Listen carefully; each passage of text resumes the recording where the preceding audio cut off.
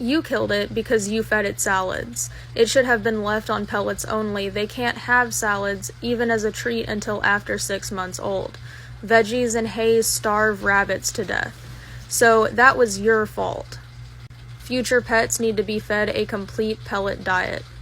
There is much reasoning to this and many studies to back this up.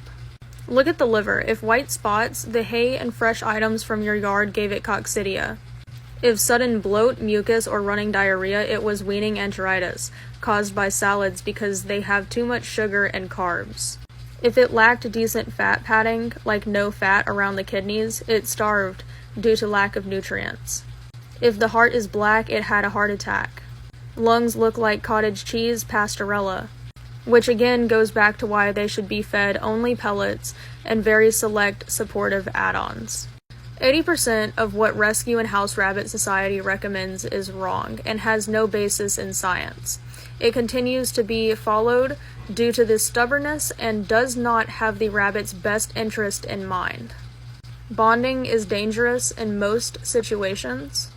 Spay and neuter is extremely high risk post-op, is not effective for behavior control or cancer preventing.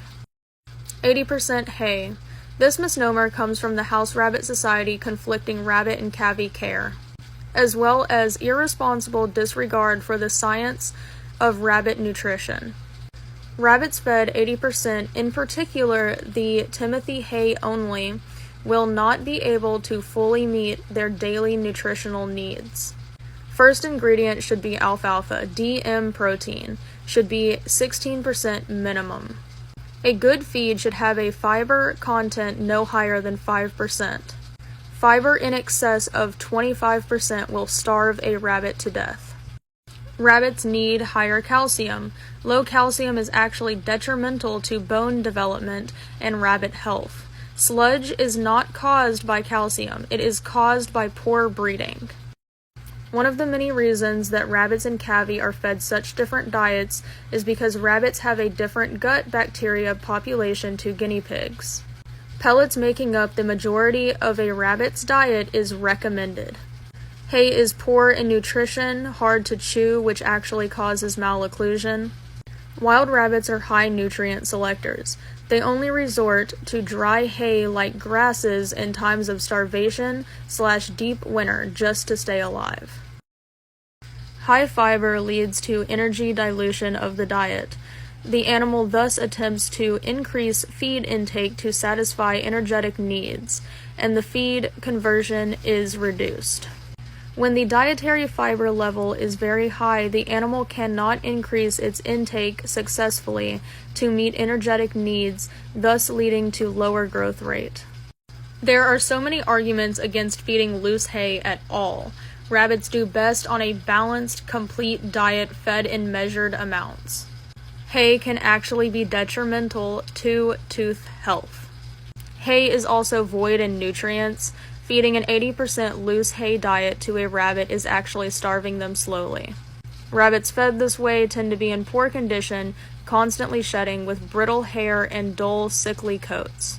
Too much fiber pushes what little protein they have too quickly through the body, and they are unable to develop proper muscle. It weakens the bones and puts them at higher risk for breaks. It weakens the immunity and makes them more susceptible to disease. It also introduces disease and parasite vectors and has brought RHDV and EC to rabbit households. Hay is not a good food source for rabbits. Rabbit salads. Excessive fresh greens, fruits, and vegetables are detrimental to rabbits' health.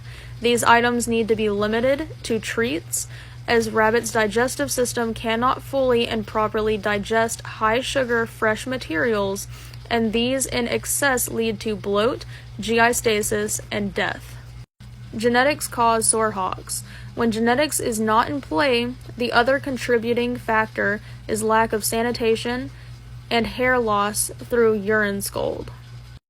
The House Rabbit Handbook. The book published by the House Rabbit Society said in their first edition, 1988, that the rabbit diet should consist primarily of complete pellets.